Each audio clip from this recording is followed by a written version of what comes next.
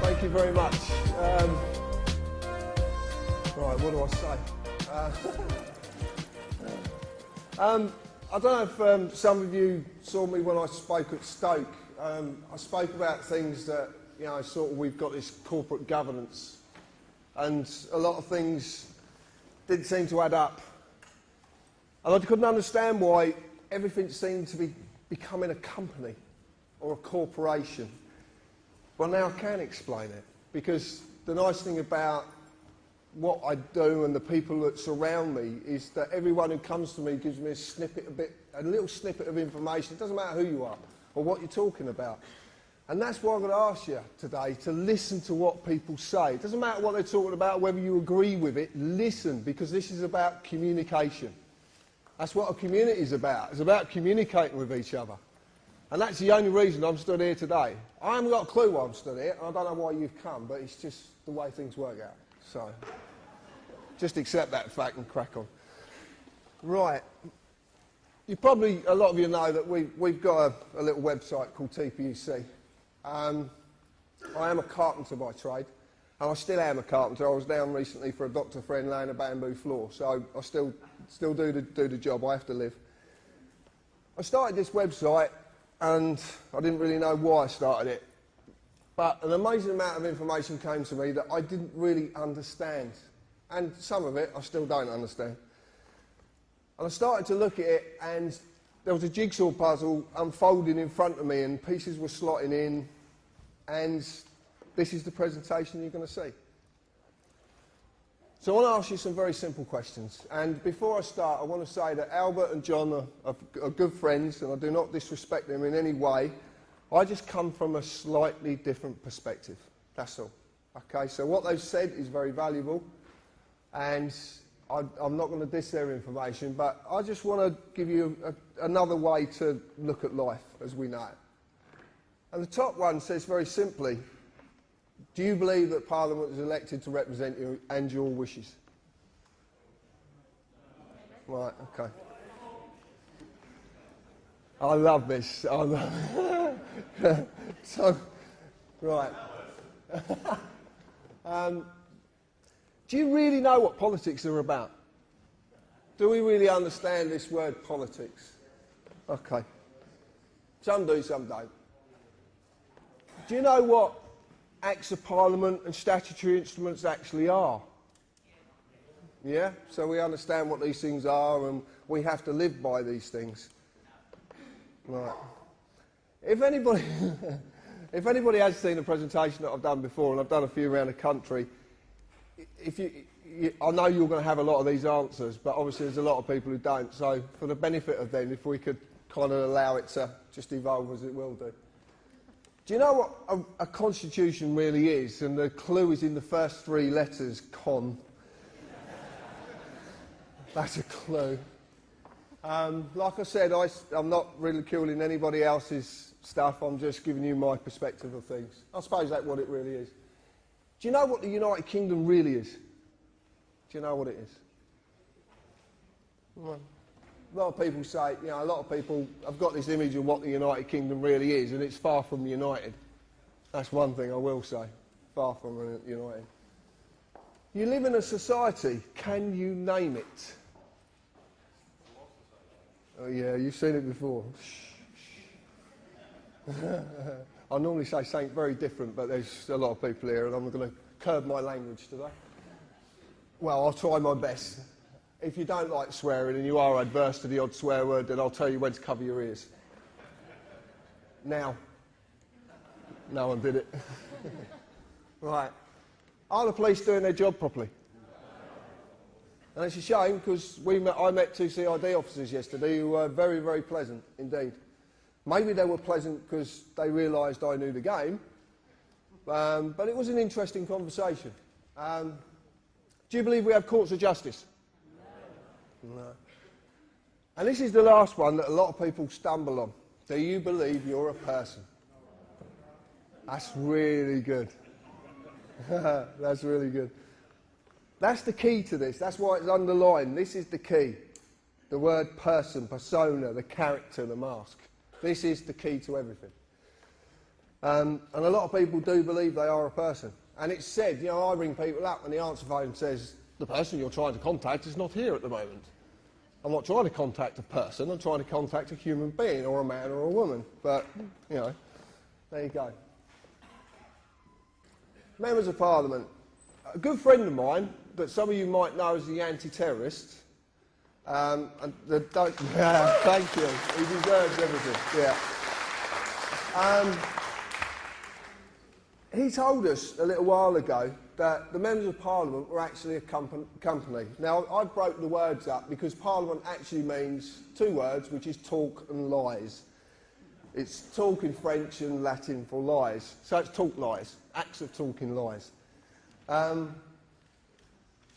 He said they're a company. So I don't really believe anything that people tell me, so I look for this information. And what I want to tell you today is not to believe a word I'm saying. And if you really do, if you class me in the so-called society we live in, I'm a tattooed carpenter with a Cockney accent. You know, would you believe me? Right. So look for this stuff yourself. Everything you're going to see today is factual. Absolutely factual. You can go and find this, bar one little bit that I'll explain later. So they're the directors of a company and they've got this company number. It's that UC number there. That's their actual number, their company number. And because they are a company and it literally is orchestrated, they will keep going in the same direction. It will never ever change. It's never changed and it never will change because it is orchestrated. A lot of people don't know that Tony Blair, Margaret Thatcher and John Major have something very, very significant in common, bar being prime ministers. And that is their cousins. And no one seems to know this. If you want to see this, go and get a copy of Kids Trivial Pursuit, because it's one of the questions. There's little snippets everywhere. Everywhere. You just got to look. The Members of Parliament are not the only government department that are a company, a corporation, and the big question is why, and that's what I'm going to lead you into. I don't know if anybody's seen this, but this is the new company's house. This is a company called Dewport, and they're based down in Bristol. A good friend of mine, Chris Lees, knows this company very well, and they are the new version of Company's House.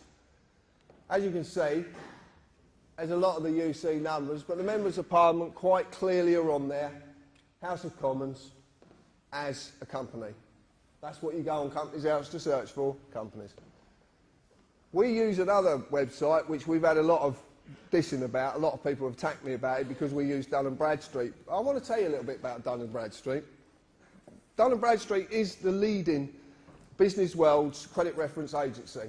It has about 160 million corporations on it worldwide, and you can check out, if you want to do business with these people, you can check them out. You find out if they're creditworthy, if they've got county courts, whatever. Pay the bills in time. And the Members of Parliament, again, are found on Dun & Bradstreet.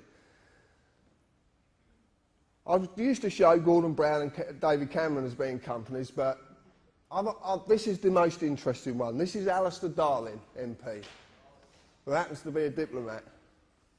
Now, Alistair Darling MP is a trading name of the Labour Party. So the Labour Party trade in his name with diplomatic status. If you understand diplomatic status, that means that certain laws and legal positions can be circumvented. They could actually get round things. One of the things that they did get round, one of the things that they hid, was this information here. We recently did a bit of work and looking into a company called Consignia Customer Management Limited. And out of the blue, someone contacted us who could supply us company credit reports, free of charge as well, which is even better. So he said to me, tell me the company and I'll get you the report. Okay, fine. So we put him to the test.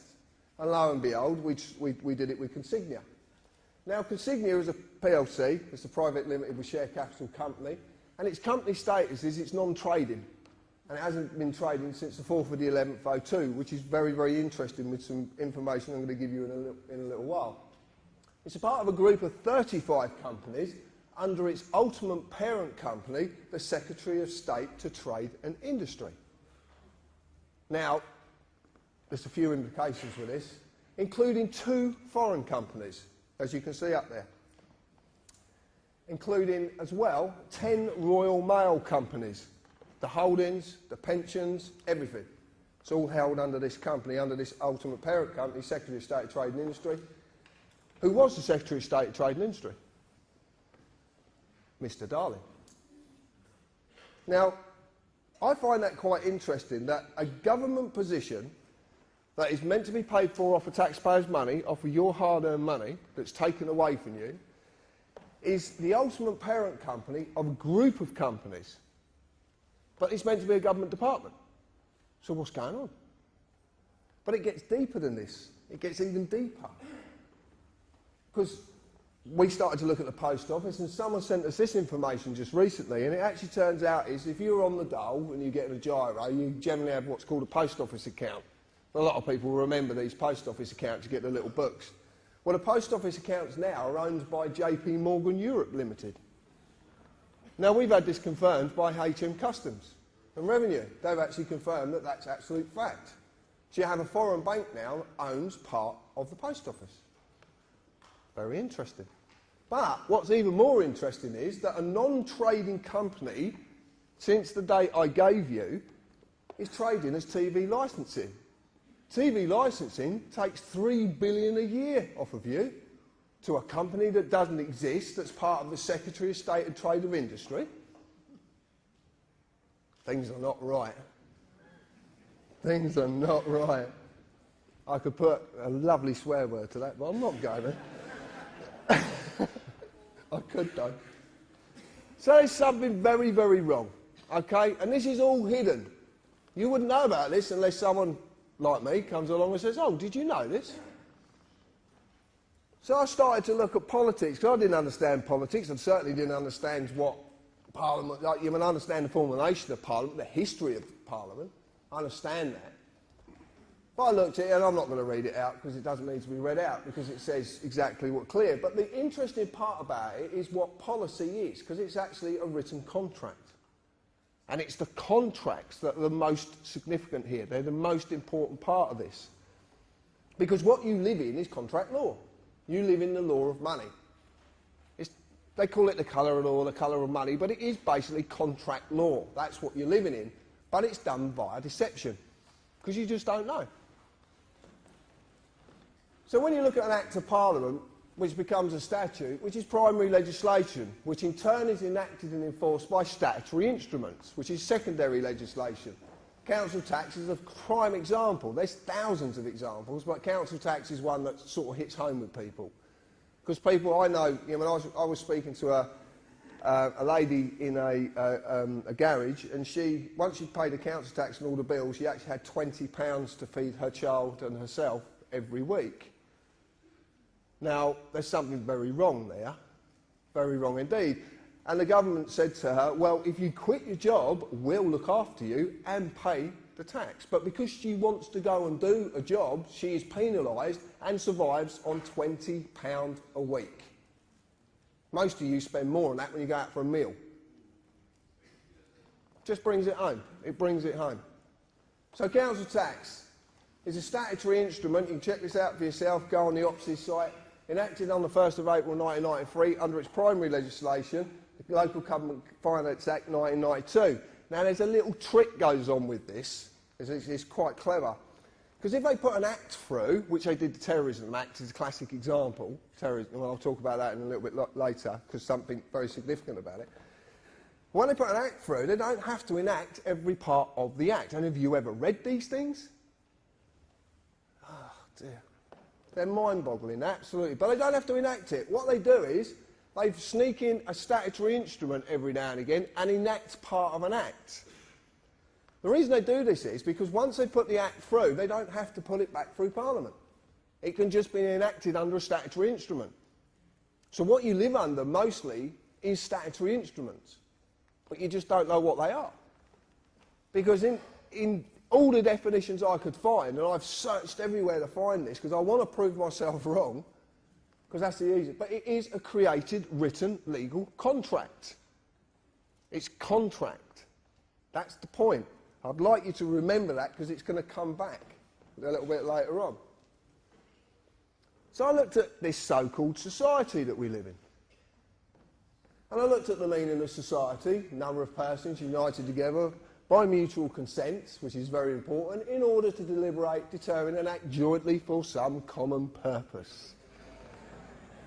My friend Mr. Gerrish, wherever he is, will be enlightening you on this later. But society basically really, all it really means is the socially dominant members of a community. The people who actually say, I'm better than you because of my position, because of my status, because of the clothes I wear, because of the way I walk. Unbelievable. They really do believe it. I remember watching, me and my partner Hev were watching, what were we watching? Some Parliament thing, which was quite hilarious, because it's just like going to the theatre. We were watching it, and Hazel Blears was in the panel afterwards, and she said, I've got a lot of respect for the ordinary people. And I piped up, I'm about to swear, I piped up, who the fuck does she think she is?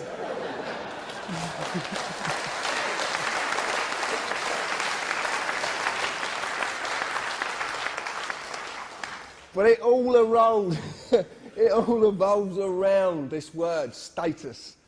And there is no mistake that statute comes from the word status, I promise you. But I'll go into that a little bit later. The common purpose of our socially dominant members of our community is to maintain their social dominance off your backbone. And that is what's happening the world over. Okay? Doesn't matter, people tell me about New World Order and all this, and there's, yeah, okay, you believe in what you want to believe in. There's nothing, I can't tell you not to believe in nothing, and it's not for me to do. All I'm saying is the socially dominant members of the world want to maintain their social dominance, and the only way to do that is to keep you enslaved. And slavery is a harsh word, but it is the truth. And it's not about colour. That's just, it's not how we look, how we speak, or what we look like. Everybody in the world who is not the socially dominant is enslaved. But they are as well, and I'll explain that in a little bit. So we've got the socially dominant members. This is simply the Law Society. This is the society you belong to, but as a man or a woman, you're not a member. And I'll explain. So I looked at contracts. An agreement between two or more persons. There's that magic word, persons. That creates or modifies an existing relationship. There must be mutual consent by all parties. Otherwise the contract cannot exist. Cannot exist unless there's mutual consent. And this is very important. It's another thing I'm going to come back to. So I looked at a constitution, which John explained earlier, the way his take on it. And, you know, pretty much that's it, basically unwritten. John talked about the American Constitution, ours is unwritten. The reason I see ours is unwritten, because something that's not written down is easier to manipulate. Very simple, very, very simple indeed. But see, the point is, a man or a woman is legally known as a thing. Did you know that? You're a thing. No, you are. You're a thing. That's what you're known as. Things. For nothing of substance, natural, and I presume you're all natural, can exist in the legal industry. The thing has to be given a legal personality. A legal person. A certified name. A man or a woman is not a member of this society. The certified name, the legal personality. The legal person is. This is all that is bound by the rules of this constitution of the Law Society, which is actually Anderson's constitution. Now, if you're into the Ministry of Funny Handshake stuff, have a look at Anderson's constitution. Makes fascinating reading. So what I've decided to do, and there's a lot of help from Richard, who sat in the audience, one of the admin, Heaven, my partner, Dan, a lot of people have given us help about this, and the anti-terrorist again. This is actually what an Act of Parliament is defined as, a statute is defined as. And it's quite simple. It's a legislative rule of society given the force of law by the consent of the governed, as of a rule of a corporation. Now, as it says there, by its own definition, it tells you it's not law. It can be given the force of law if you agree, but it doesn't mean it's law, because it says it's not. This comes from the neuter of Latin status, the legal character or condition of a personal thing that is actually a maxim. Do we know what a maxim is? Right, well, a maxim in law is an internationally recognised fact in law that cannot be disputed, rebutted, or even talked about. It is a fact. And maxims are very powerful. There's a lot of them that are good, and there's a lot that are bad. So if you are going to use maxims, just use the good ones. Now, I've been attacked over this so much. The United Kingdom Corporation Limited, formerly known as United Kingdom PLC, United Kingdom Corporation, and now we believe it to be known, and I will say believe because I can't show you the evidence yet, but we believe it's the UK PLC company, and it's on Dun & Bradstreet. So as far as I'm concerned, it exists. But I've been attacked. Oh, you can't take that. It's just a website. Blah blah blah. Okay. So if it doesn't exist, why is it in the Public Records Office being talked about on at least 3 occasions? Why is it there? If it's something that's complete fabrication, that is not, you know, it's got no tangibility at all, why is it being talked about? And this is in the Public Records Office. Go and look for yourself. You can make an appointment, go down there and look. United Kingdom Corporation has employees, and that's not just civil servants, that's anybody. Anyone who has a national insurance number is an employee. And I want to ask you a very simple question. If you have national insurance, why do you need any other insurance? But surely it covers every eventuality and everything. You've got national insurance, and you've even got a policy number.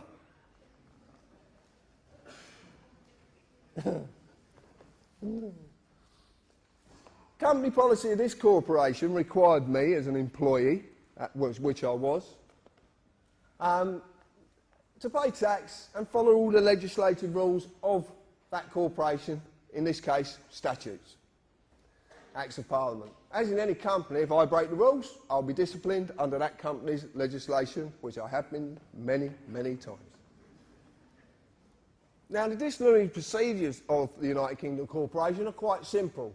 See, because the police of the United Kingdom Corporation are all companies. Oh, shock horror. No one believes me. Not companies. Oh, they can't be companies. They're the police. How could they possibly be companies? But they are, because they have to be. As corporate policy enforcement officers, their job is to enforce the rules of the corporation. They're kind of divided in two, because they have a common law duty, which is the oath of office, which Albert's talked about, and other bits and pieces. And then there's another side to them, which is a corporate side, which is very interesting. All the courts in the United Kingdom, including the highest court in the land, are companies. Every single one of them. And they have to be.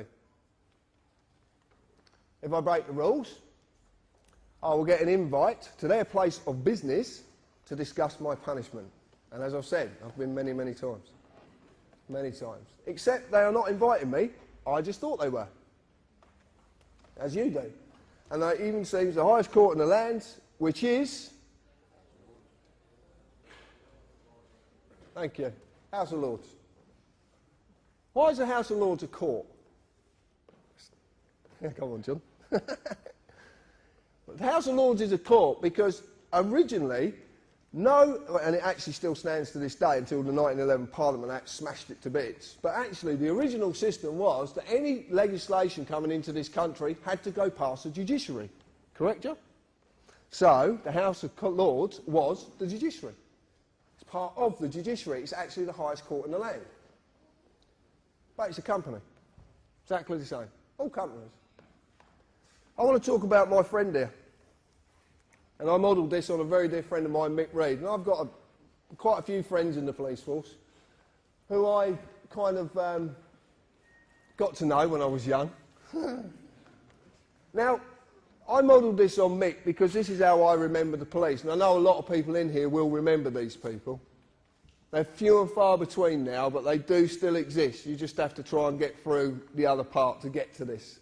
But they do exist. So we got this policeman. And when I was growing up, I was a pain in the arse to these old boys. And one particular, I grew up in a village and we had a copper on a push pike, which is not very clever. You know, especially when you're driving motocrossers across the field, you know, he can't really keep up. He did try, bless him. He did try. But his name was Bob Searle, a lovely man. But Mick could have nicked me 100 times, but he knew that nicking me, because I was very mixed up when I was a kid, he knew nicking me would not solve the problem. He knew what I needed was help. I needed to talk to someone. So he used compassion, he used friendship, and he used discretion. And John talked about this a minute ago. This is what a jury holds. It's called discretion. This is why nullification of a case can be performed by you, because you can go against a law or a corporate act policy if you believe that policy to be unfair in them circumstances. This is called discretion, and this is what these men and women have, discretion. It's a very, very big part. Duty under the common law of this country to serve and protect and uphold the law. There's a massive difference between upholding the law and enforcing something. I'm not going to say law because it's not, but there's a massive difference. But people just don't seem to realise there is one.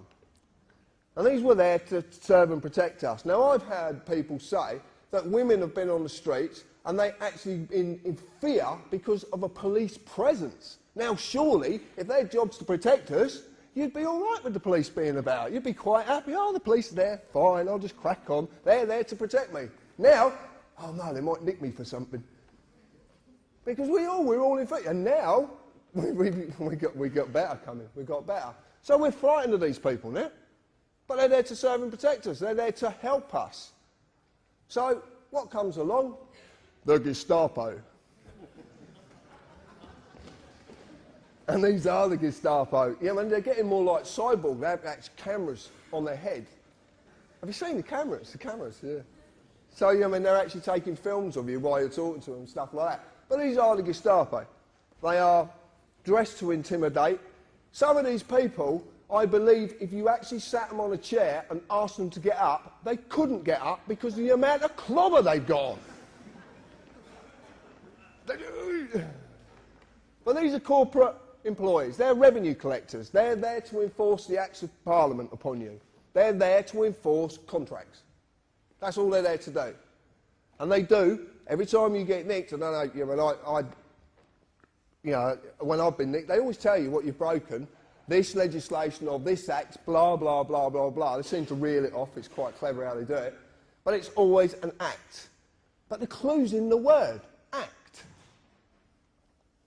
It's an act. That's why they call it acting. But it gets better. Because now we've got these.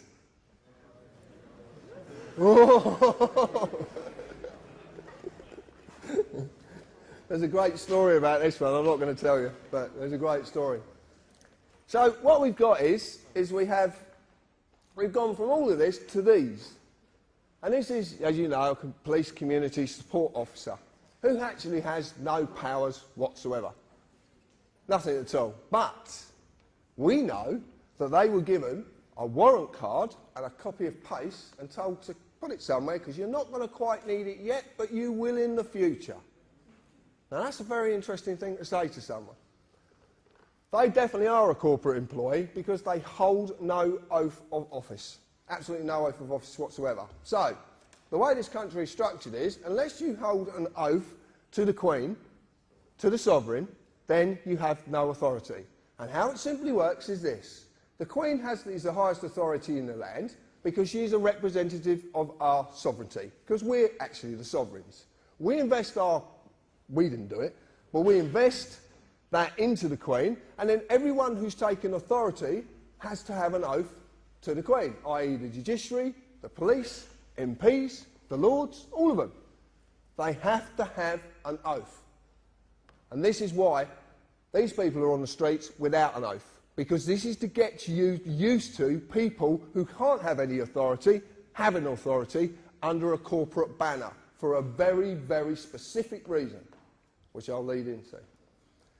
Now, I want to explain something, because people actually say to me, you're against the police. I am not against the police in any shape, form or fashion. I just want them to do their job properly.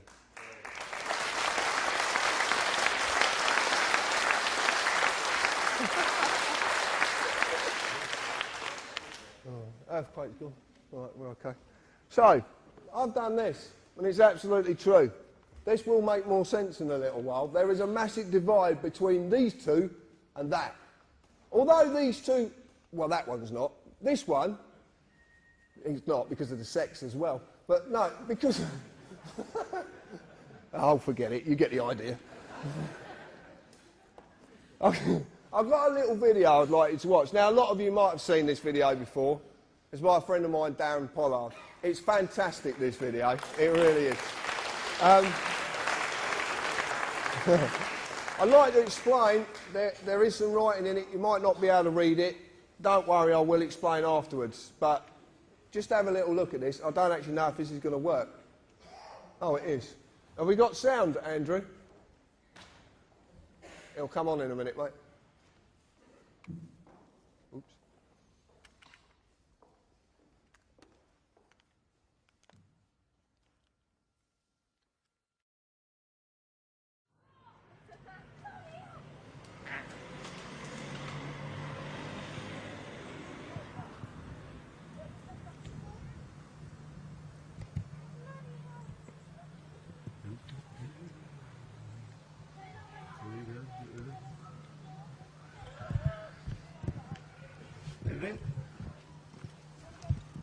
Put the camera down for us, mate.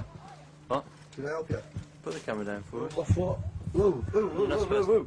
I'm in my own garden here, mate. Okay. What, you come bursting down? Filming the police? It's not an offence at all. It is, sir. No, it's not an offence at all. No, I'm a filmmaker, mate. I know the laws. I've been doing this for years, mate. I film the police all the time. It's not an offence. Okay. We're telling you. What section is it an offence under? Okay. It's an offence, sir. What section is it an offence under? I'll find out for you. If you can switch the camera off. No, I can't switch my camera off.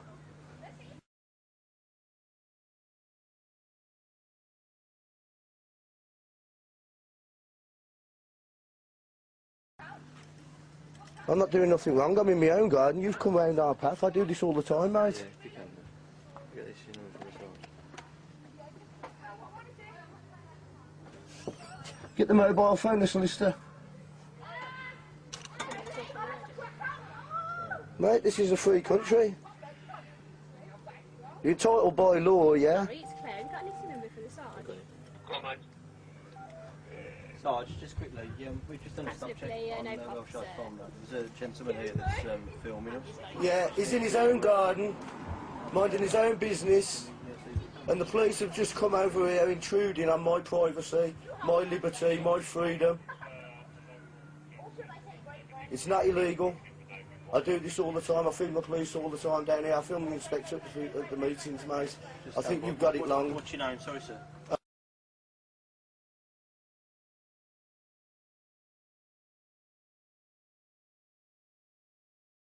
I think you've got it wrong, right? And what you know what you ought to do, mate? What, do you know what you ought to do?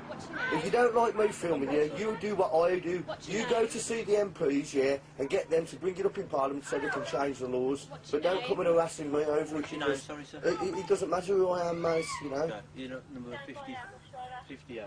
You know. I'm not doing anything wrong at all, mate. Nothing wrong at all. You just took it on your own head to come over and harass me, you know.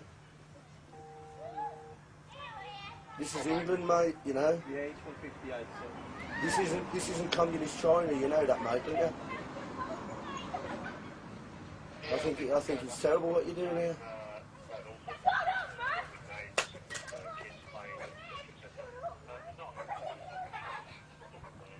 Yeah, it's not an offence, mate, see? We can more pick that up better than your ears. Pardon? I said my camera would pick it up better than his ears. Pick what up? It doesn't matter. What do you mean, pick what up? It doesn't matter. You're just trying to make an issue here and I'm not biting for you. I'm not doing anything wrong. What did you say? I'm not doing anything wrong. What have you just said to that? It doesn't matter. I'm not doing anything wrong. I haven't done anything wrong. What are you trying to make an issue for? I've not broken no laws. You come over here harassing us, mate.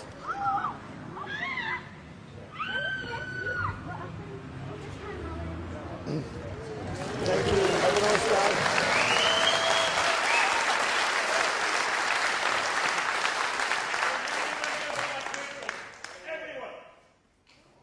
What was that?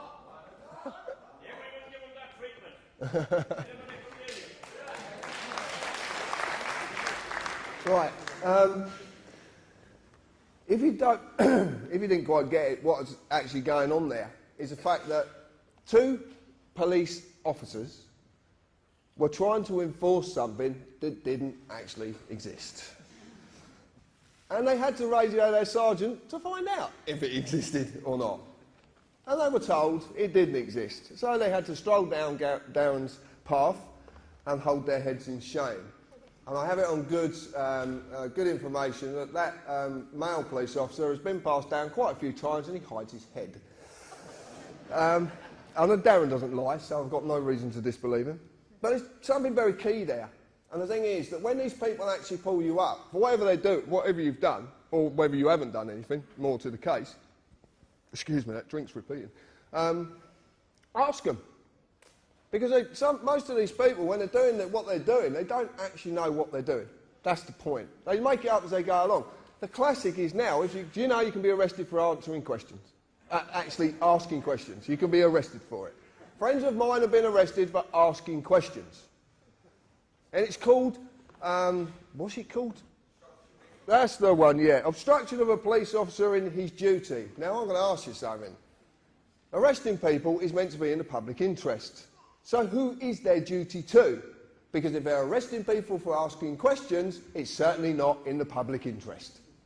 So, they have a duty, but a duty to what? Might be a question you might want to ask them sometime.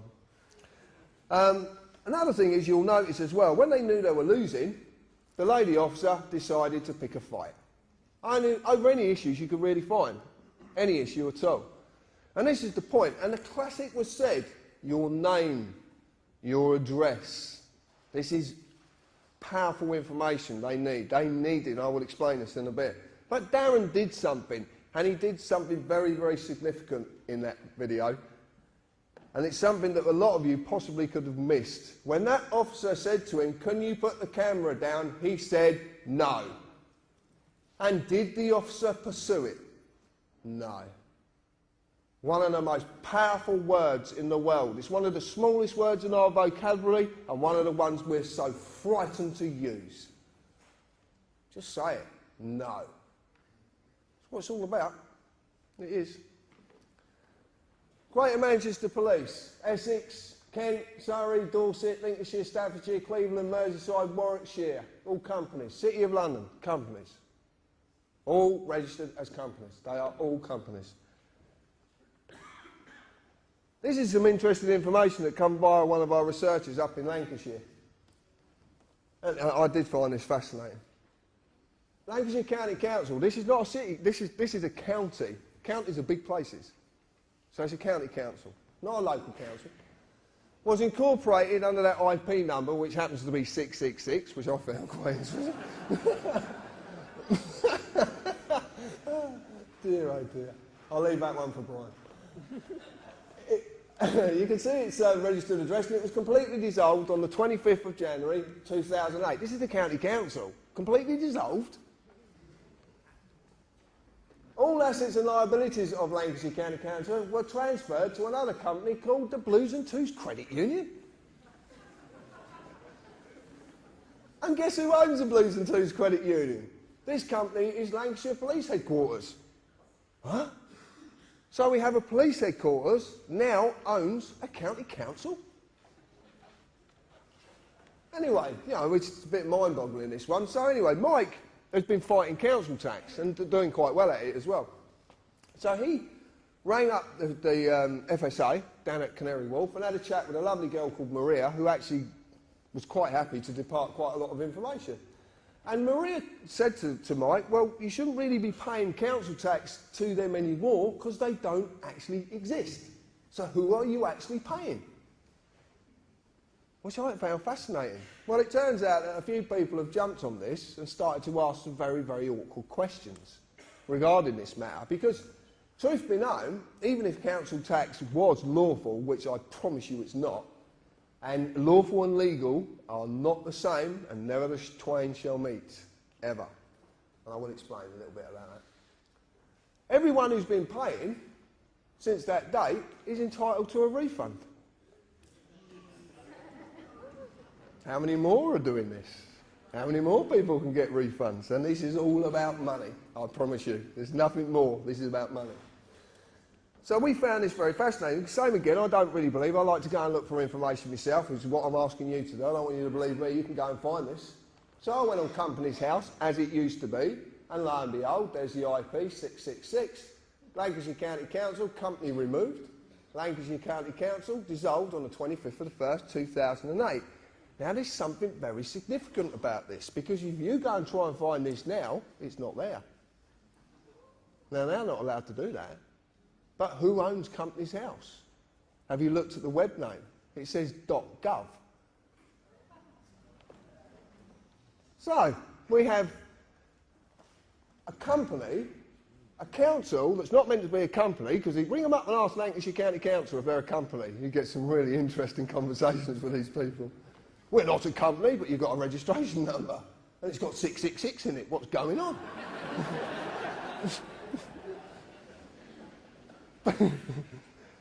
See, a company can't have any authority. I'm going to explain this later, why companies and corporations can't have authority. They can't. And it's quite simple, but I'll explain it. Anyway, so I went on Dun and Bradstreet, and lo and behold, Blues and Twos Credit Union, Lancashire Constabulary, Federal Office. Federal? Are we a republic? I presume, I always understand we're a sovereign nation. Or are we? Or have we been a republic for a lot longer than we could possibly imagine? But I'm not going to talk about that now. I'm bringing a book out and just get you to buy it, that's all. Right. This comes to us as well, which is fascinating. Devon and Cornwall Police. Devon and Cornwall Police have been taken over by a company called South West One. A police force, a whole county police force, is being taken over by a private company.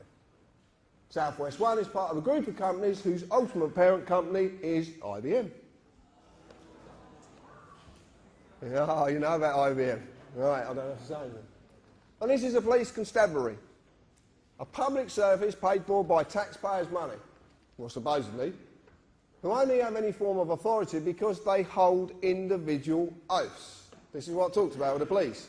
The police service as a whole doesn't hold an oath because it can't. It has to be every man and woman in that service. If it's for me, I'm busy.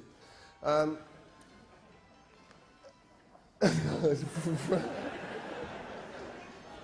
shouldn't do that. I do that every talk, and I shouldn't do it. Right, sorry. Yeah, so they can't. So it's got to be on the man or the woman. I don't like using the word individual, but it's the only word I could put there, because individual doesn't mean what we believe it to mean. So now a police constabulary is being told what to do by a private company, a bit like the ACPO. You might have heard of them. A non-profit making organisation that's made up of chief police inspectors that has 18 million in the bank. I want to ask you, how do you get 18 million in the bank when you don't make profit? Yeah. Interesting. But this company's not only telling them what to do, and what happens to the oath of office. As a corporation can have no authority, for a mort's main cannot hold an oath. A mort's main is two words, it's dead and hand. Companies are known as, corporations are known as mort mains, dead hand. They're dead. They do not live, they do not breathe, they are not natural, They are dead. So, there's something very wrong. Corporations can have no authority because of mort main. Land cannot be alienated by mort main, because corporations can't own land. That's why your house is called property, because that's the little trick they use. They turn land into property. But property is corporal inheritance, which basically means it's not visible and can't be seen. You just don't know. There's a lot to that. Again, you have to buy the book. No. Right, this is what I want to talk about. This is it. Legalese, a language of a company called the Law Society, and it simply is a manipulation of the English language. That's how simple it is. And people say, the Law Society is not a company. Well, according to that, it is. Anybody got credit card debts? Yeah, they're good. And what do you get phone calls off these people? They're quite insistent, aren't they? Yeah. So what do they ask you first? First thing they ask you, your name. And then they ask you for the first line of your address and your postcode and then your date of birth. Don't they? That's every time. Have you ever wondered what happens when you actually say no? It's really funny. You want to try it. What? No, if they ring up and they say, Mr. Harris, I say, yeah, okay. I say, may I confirm your first line of your address and your postcode? No. What do you mean, no? You have to. How are you going to make me do that? It's so simple. You just don't. Hello, Mr. John Harris? Yeah, hold on, I'll get him. Crack on. And I'm going to. I'll tell you now. Hello, Mr. John Harris? No, he's in the loft. He's deaf, dumb, and blind, so you're not going to get a lot out of him. And you'll get that in a bit. But this is it. Right. This is called joinder. It's very simple. And what it is I am asked my name and address and date of birth. This is only to establish the legal personality, the legal person, the address of the legal person, as it says it up there, the address, the name, and when the legal person was created. This is very similar to a way that they would deal with a company. Very similar indeed. Once joinder has been established, they can then offer a legal person a contract. As you've seen, Acts of Parliament are contracts. Okay? Statutory instruments are created, written, legal contracts. So it's a contract. But they need my consent. So I am asked to do I'm asked every time, you can see this on the bottom of the police forms, my friend in the audience, Morris, will confirm this. What did it quite clearly say? I understand.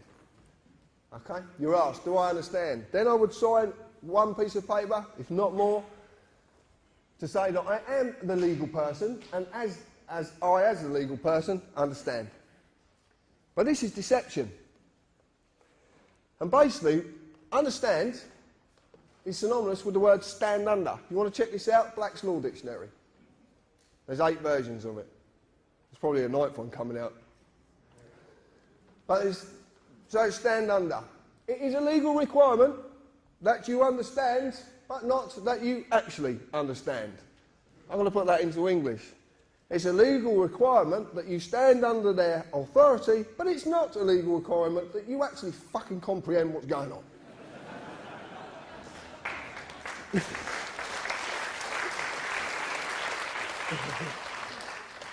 During any process I am subjected to by the corporate officers, I will be asked at some time, do you understand? This is simply about getting your consent, because you have to say yes.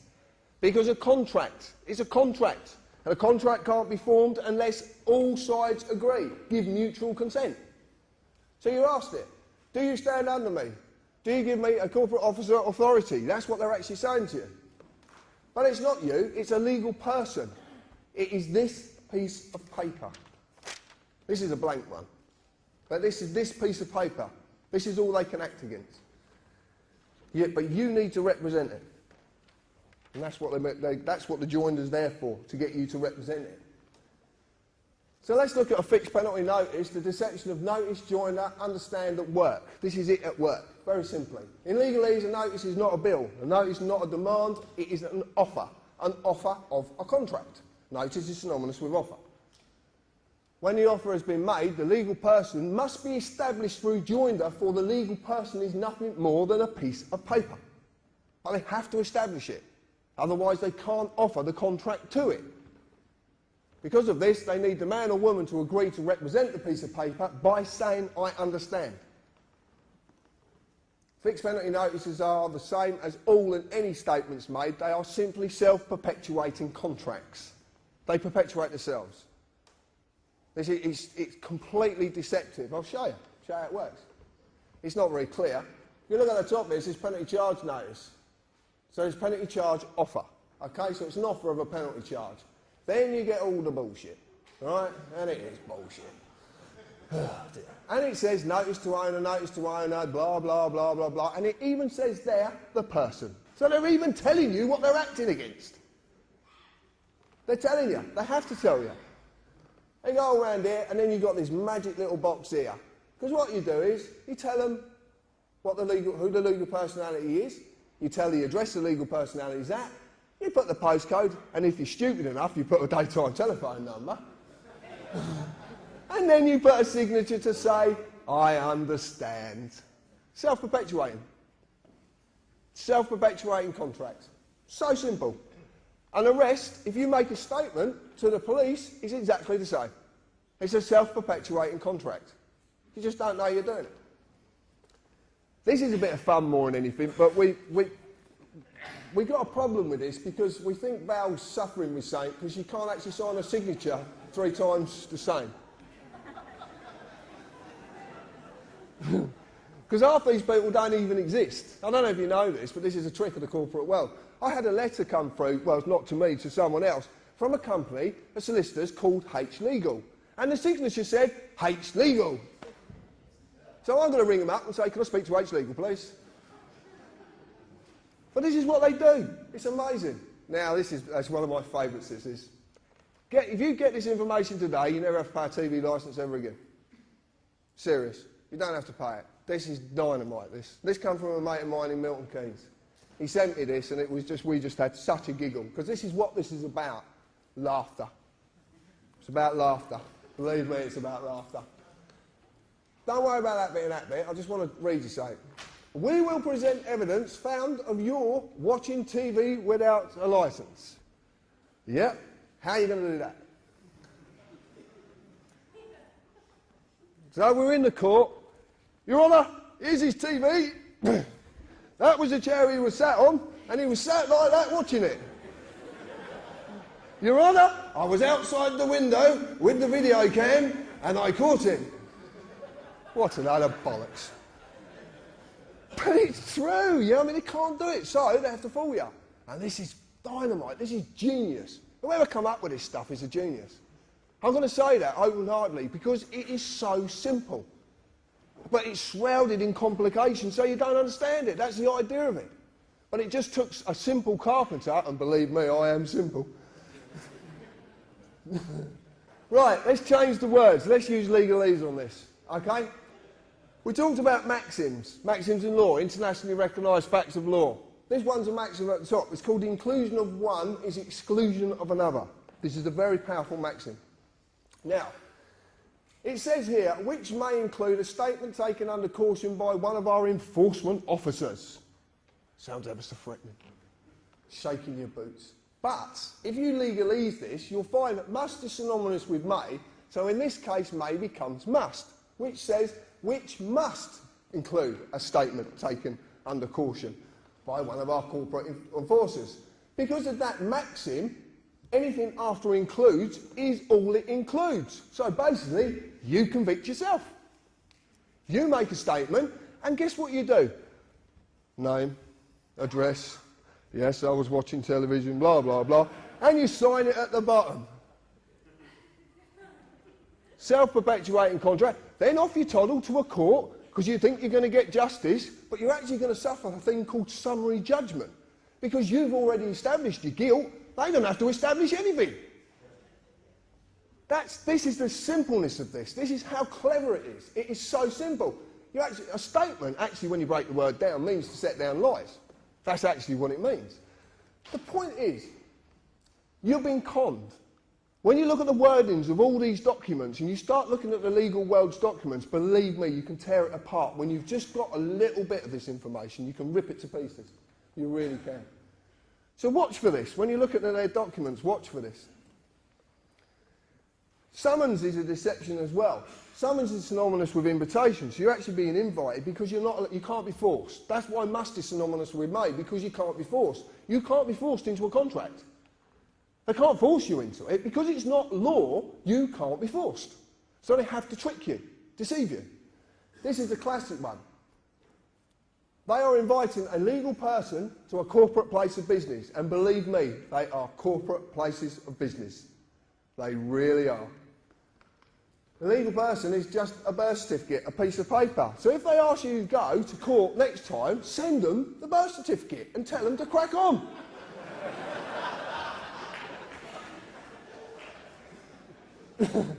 This legal personality was created by the United Kingdom Corporation. The history of this document is very, very simple. In 1856, the GRO was incorporated. In 1857, birth certificates came out. In 1874, Deaths and Births Act went through, and this was topped up in 1953. This is it. This is this document. Okay? All contracts, by the way. All contracts. So this is what they're inviting. They are using deception, as every magistrate's court is a trading name of a company called the Ministry of Justice. And there it is, the Ministry of Justice. But it's on Dun and Bradstreet, so it can't be real. Oh, okay then. But they're trading as a magistrate's court. So, if you're on Dun and Bradstreet, you can buy a report. So we bought one. And there you go. Ministry of Justice, Selborne House, it's all there. Line of business, government department. That's interesting for a start. And they trade as the Asylum Immigration Tribunal, Magistrates' Courts and the Public Trustee's Office. I've highlighted really what I found significant because who owns this business? No parent company. Now that's interesting.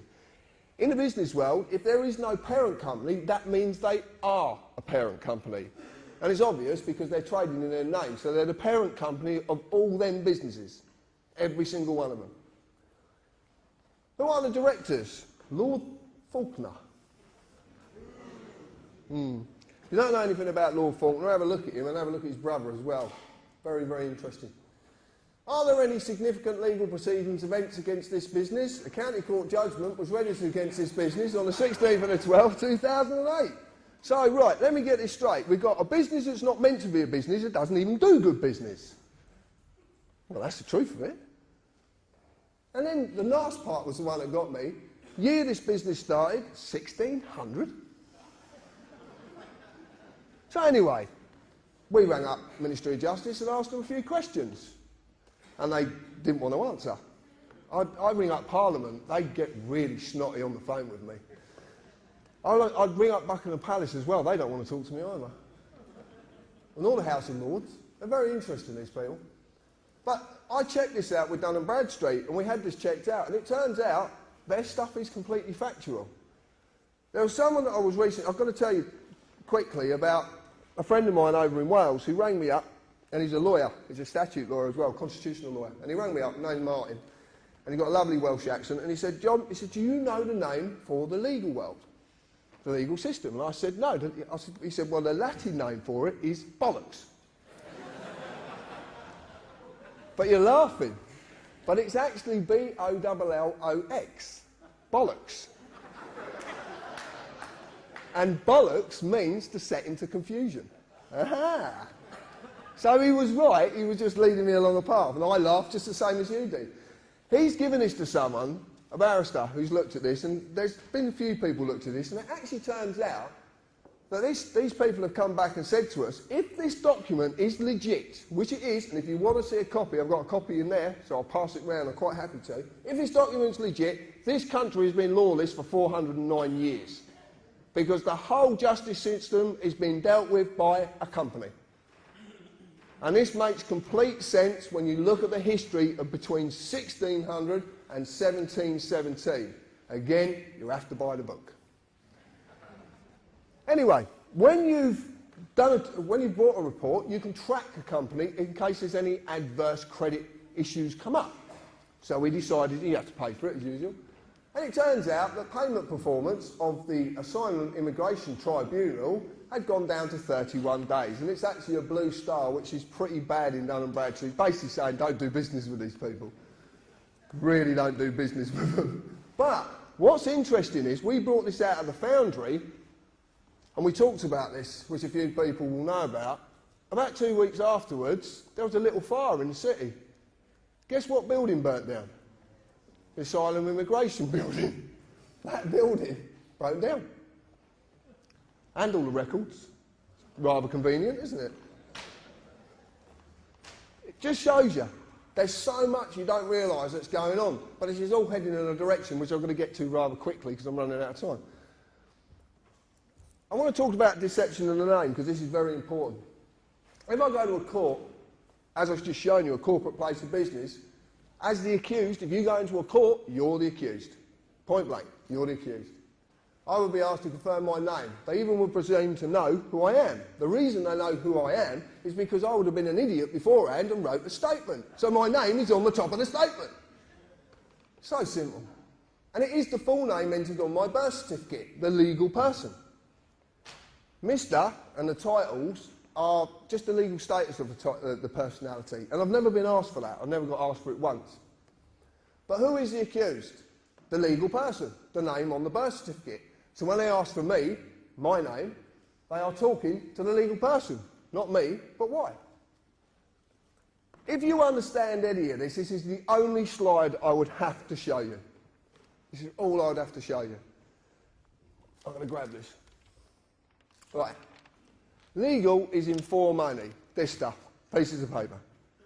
That's all it's about, pieces of paper. Nothing else, nothing more. Law is about us. We're natural. Okay? Words of substance, words of nature. So if you look at this, legal is in form only, person. A man or a woman is a substance of words of nature. Legal is the antithesis of moral or natural. It's the exact opposite. Nothing can exist in the legal world unless a piece of paper says it exists. That's its legal personality. So when they ask for my name, they are not talking to me, the man, because as a man, I cannot exist in the legal world. It's so bloody obvious. I can't exist in it. I'm a thing. Unless I've got a piece of paper to say what I am. You don't know what he is. Where's the piece of paper? It's true. I can... So as you can simply see, they're actually talking to this piece of paper. But you're not told this. And there's a specific reason you're not told this. This is the easiest way to break this down. Natural law and common law is actually meant to be a mirror of natural law, and natural law basically is two simple values, harm and loss. That's all it has to be, nothing else. It covers every eventuality. So you've got natural law, that is actually me. That applies to me. Acts of Parliament statutes, the statutory instruments which I've shown you, are contracts that only apply to the legal personality. But because that's just a piece of paper, they need me to represent it. Now, I've shown you that United Kingdom is a corporation. I've shown you what the Acts of Parliament statutory instruments. I've shown you the corporate police and the corporate courts, and that's what they act upon. Exactly the same with the councils. That's the system. That's how simply it works. If you look at it and you actually go in your heart, which the lady spoke about earlier, the only basic principles that any nation really need to adhere to are those of natural law, which are harm and loss. You don't cause anyone any harm or loss in your words or your actions. That's how simple it is. As you have seen, the Acts of Parliament statutes only apply to the legal personality, the name, the birth certificate, a piece of paper. As you've also seen, they need a man or a woman to consent to represent the legal person because a piece of paper can't walk, can't talk, and it can't pick up a pen because it's stationary.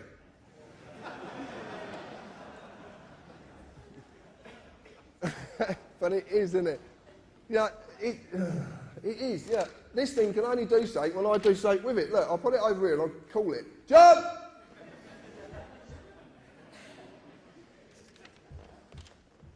It needs our energy. It needs us to do something.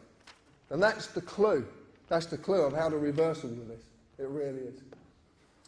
Consent can be given in inaction or action. So basically, if I say to you, do you understand, and you nod, that's inaction. If you sign something, that's action. It's that simple. So how did they create it?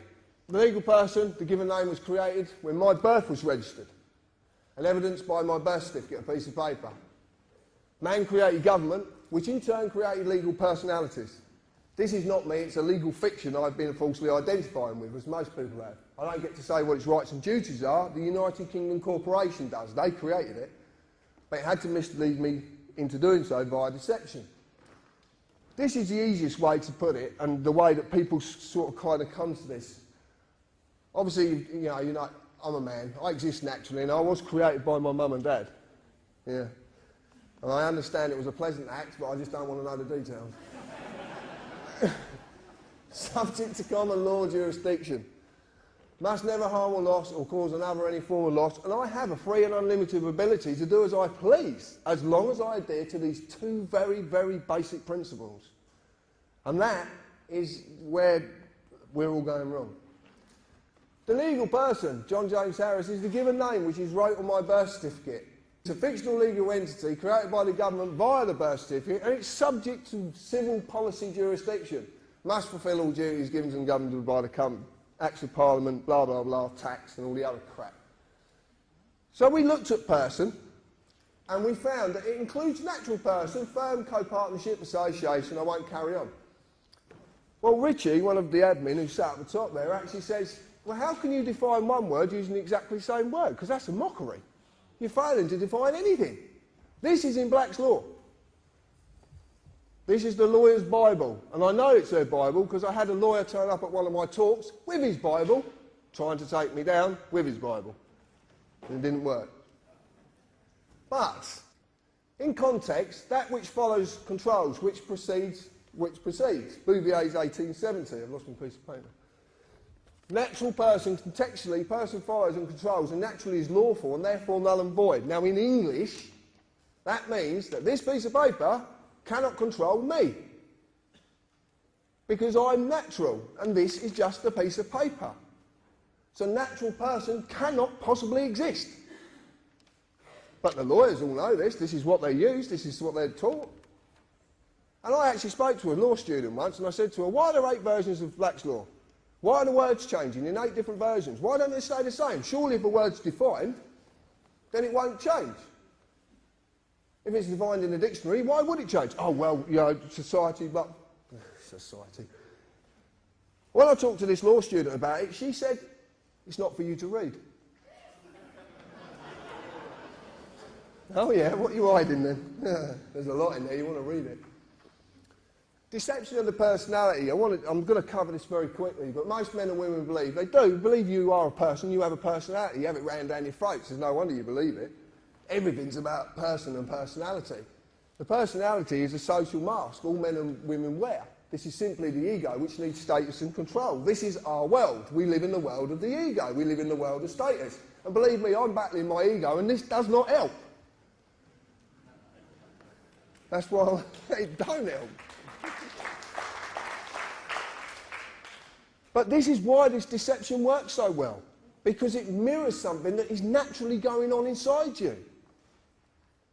This is a battle you go for. If you're willing to take this battle up, if you're willing to take this battle up. Now, I'm not a religious person. I'm not. I'm not a religious man. I know there's something there, I just choose not to call it anything. That's it. And I don't want to know, to be quite honest with you. I do know there's something, I just don't know what it is. Someone told me the story. I looked at the story of Jesus, and I take what everybody says and I accept their views, so I just ask you to accept mine. I don't believe that Jesus died if he did exist. I believe he did something far greater. He sacrificed his ego. He sacrificed his personality.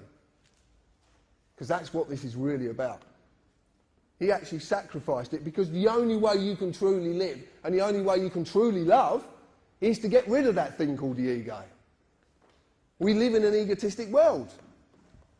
Everybody, look, I've talked about President Obama on Red Ice, and I talked about this, and it's like President Obama is a man, but because of his ego and his status, he believes he now has the right to go into a foreign country and kill people. This is the problem with the world we live in. It's about this word, status. It's about the ego. And I've realised it because I've got the biggest ego in the world. I'm an arsehole.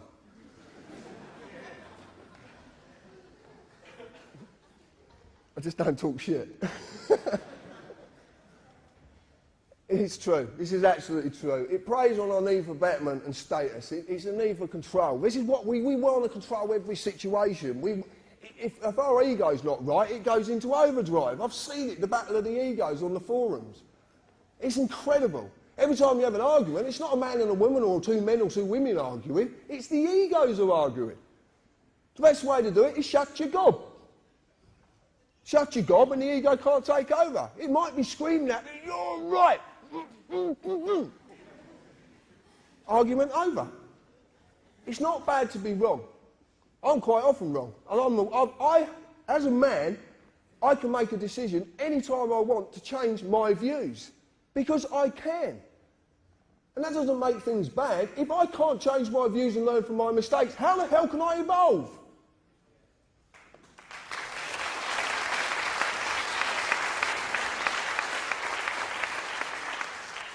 This is a deception. I'm running out of time, so I'm going to have to go through this quite quick.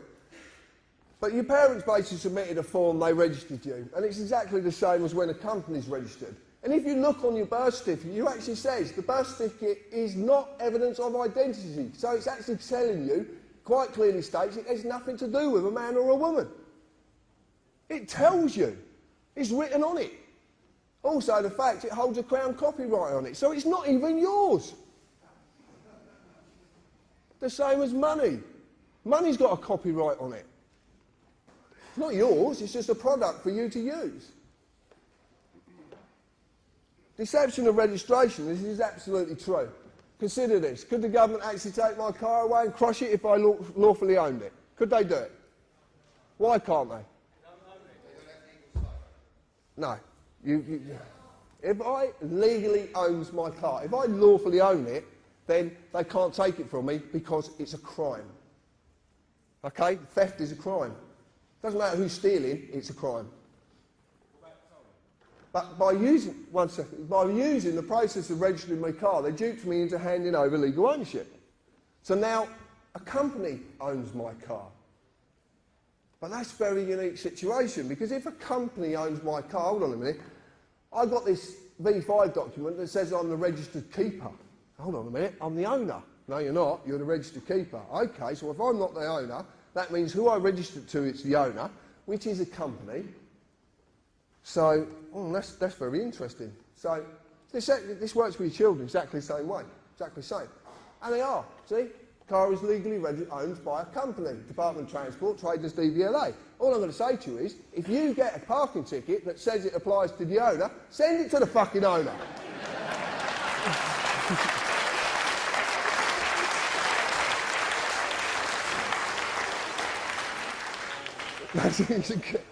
You're going to have so much fun, you really are.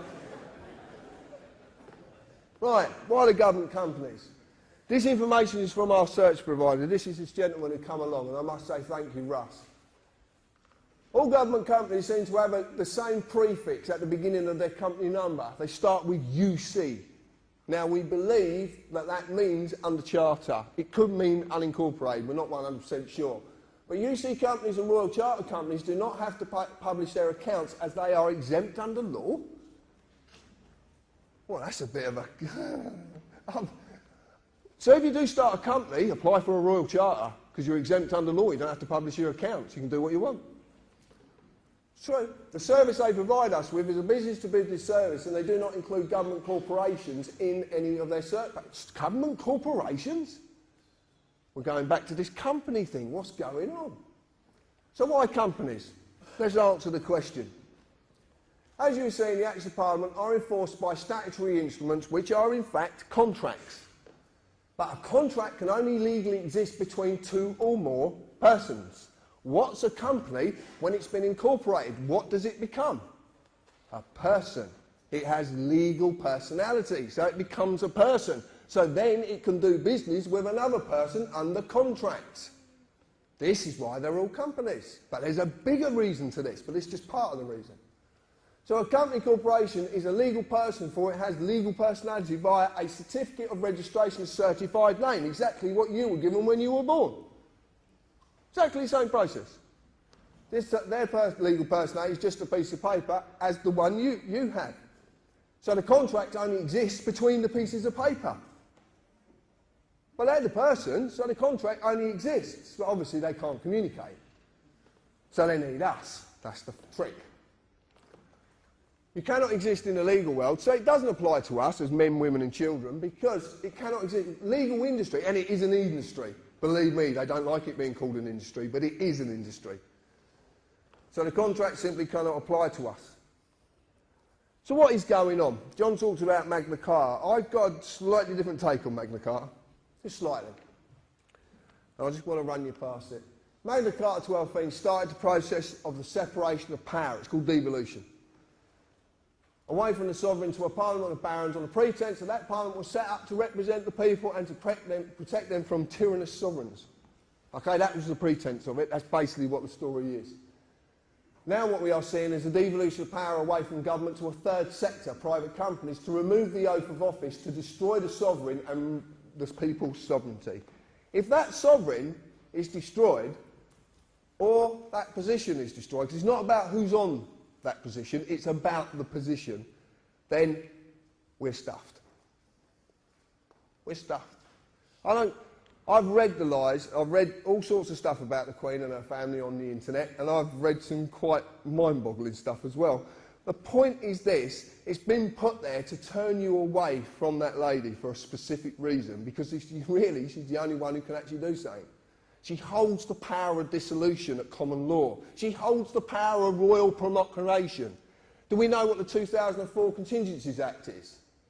We've heard of this document. It's a very damning document, isn't it? But do you know, written in Oxford Law Dictionaries 2008, that the Civil Contingencies Act of 2004 cannot be enacted without royal proclamation? I can't say that word properly, so please, I can't say it. I can't, bollocks. But it can't be enacted without her say-so. She has to declare a state of emergency. You've been turned away from that lady for a specific reason, a very specific reason, because of that power of dissolution. What happens to a company when you dissolve it? Gone. I'm going to get to it in a little bit. This is to finally create the corporate republic, to stop everything that was created from this island being uncreated, because the world suffers at what we created.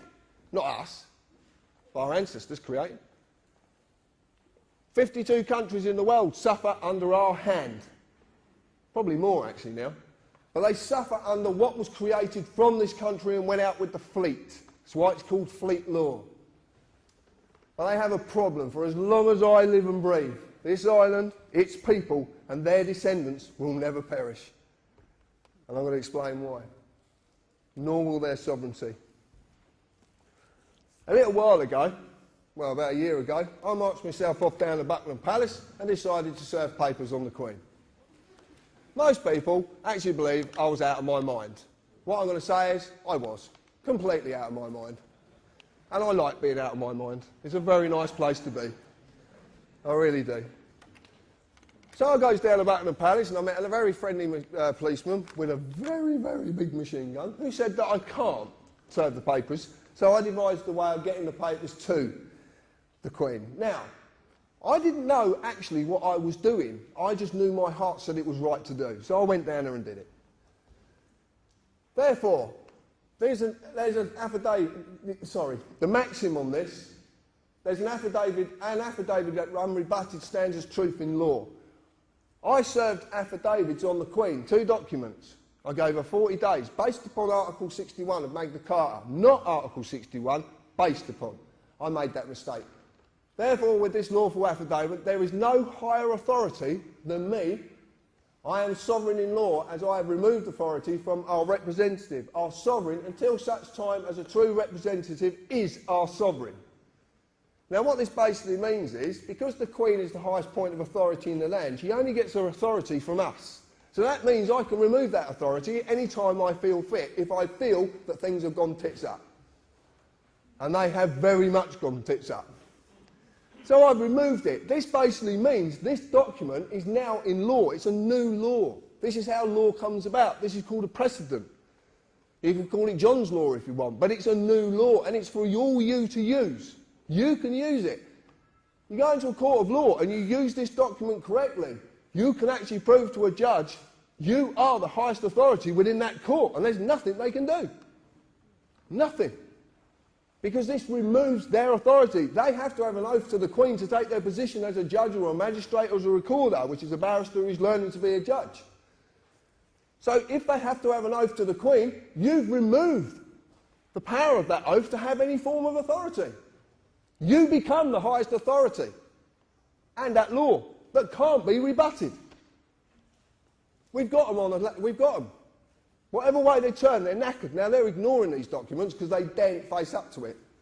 They really daren't face up to it. It's actually gone nowhere near the Queen. It probably ended up at the FCO, Foreign and Commonwealth Office, which is probably the best place it could go.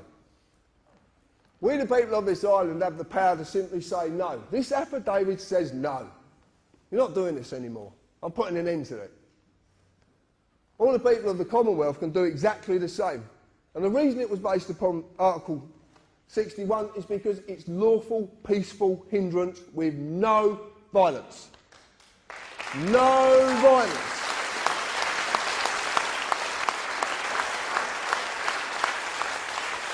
Someone said to me, how would I deal with the MPs? I'm going to tell you this. Order 635 brooms, because they will be sweeping the streets they thought they used to own.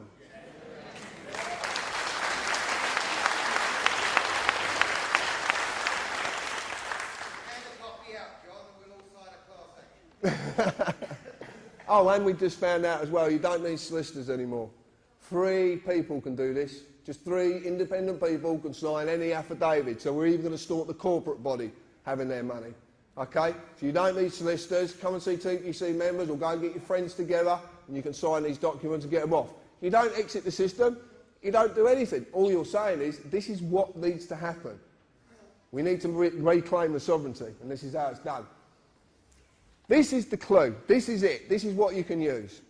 Once you understand what we're doing, you have to have a certain amount of gumption about you to do this, and it takes a bit of strength to do it. The lady said earlier about having courage. I don't see it as courage. I just see it as using your heart to allow you to deal with situations and not your mind. Your heart will deal with everything peacefully. Your mind will enter into the ego and, lo and behold, things will happen. To survive without money is nearly impossible in the world we live in. But that does not mean just some of us are enslaved by this product. It means all of us are, everyone. And that's the key. My daughter said to me, she's 13 years old, she said, Dad, if we're in debt, print more money. And that sparks that, because I love the way that kids do things. They just see everything so simply. And the interesting part is, it's true. If you have the power to create money, why would there ever be debt? And if there is debt, it's there for a reason. So what we decided to do, as a bit of fun, if you might want to do this sometime, a little while ago, we started to write "of what" with a question mark. And we're sending them back. Just a bit of fun. But you could add, and also as well, there is a copyright, so it's not yours. Nothing to do with you. It's just sort of product for you to use. Money is everyone's lifeline. Money is not a valuable commodity. You are, because of what you do, the work you do for that money. Because without you, this whole country would grind to a halt. It's so obvious. It is so obvious. Okay, it's what Gandhi did, basically. Exactly what he did, until 1946. The only way that you will do that work is to be promised to receive money for that work, because you need it to survive. And most people do only survive. They do, simply. You know, there is a lot of people who are fortunate enough not to just survive, but there is a very, very good amount of people on this island who just survive. And that's very sad, because my one belief in my heart is that no one should have to pay to live. No one. Companies and corporations only exist because of money. The money they receive from you is simply their lifeline. A lot of the time to feed their greed, to maintain their delusion of status and to maintain their social dominance. Because that's basically what it's all about. That's what it all boils down to. But the simple question is, what happens to these companies and corporations when everyone says no? We're not paying you anymore.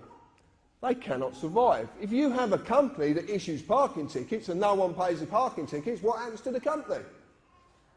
Exactly. Now this is something we can have a lot of fun with. We can have a lot of fun with it, believe me. So this is the conclusion. Simple conclusion, don't give them any money. Keep it yourself. And you can use so many tricks. There's so many things that I do. It's so funny. And it is about fun. Lawful rebellion. Deny their lifeline.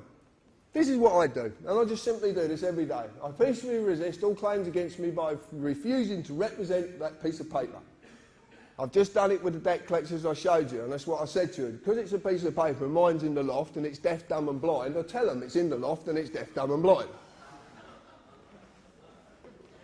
I never accept any of their paperwork. I never accept their paperwork. Every single bit of paperwork that's ever sent to me gets sent back. Because there's something you might not have seen on their letters. Right? This is what we do. It's called no contract, return to sender, right across the address window. But this is HM Customs, just a load of bollocks from the tax man, who's actually trying to make me bankrupt, which is hilarious. Because I actually said, you're trying to make me bankrupt from a bankrupt company? That's very funny. But they got a return address. So this means this has got two-way travel, because if it's not delivered, it has to be sent back. So I'm just utilising that fact and sending it back to them. So this is what we do. Now I've got a tax man who comes and actually tries to give me the letters. And I just say to him, sorry mate, I don't accept your paperwork. I have a warrant. It's a card. Look, mate, that's a piece of card with writing on it which means fuck all.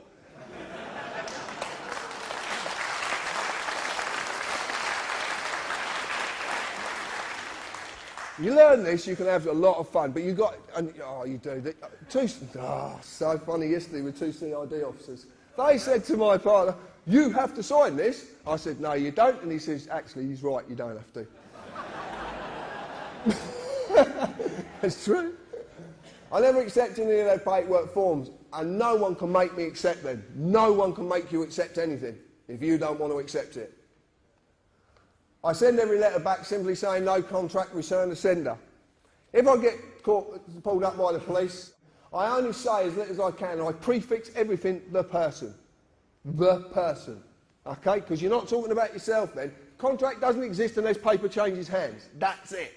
You're just being duped into it. I never sign anything, and I'll never write a statement, and I'll never have one wrote for me. And there's again, they can't make you do this.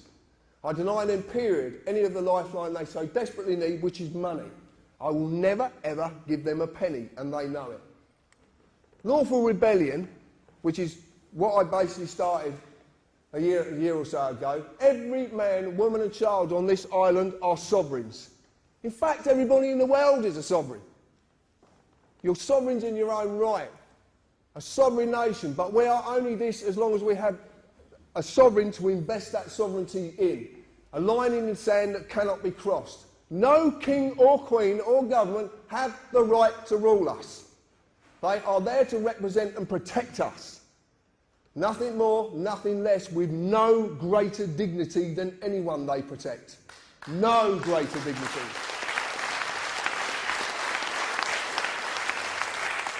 All the power within this island is held by you and granted by you.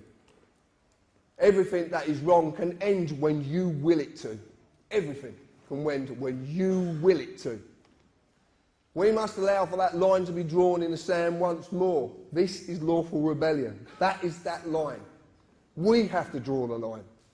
Us. What have I done? Nothing more than realise I can say no. And I am going to say no, and everything's going to be okay. Thank you.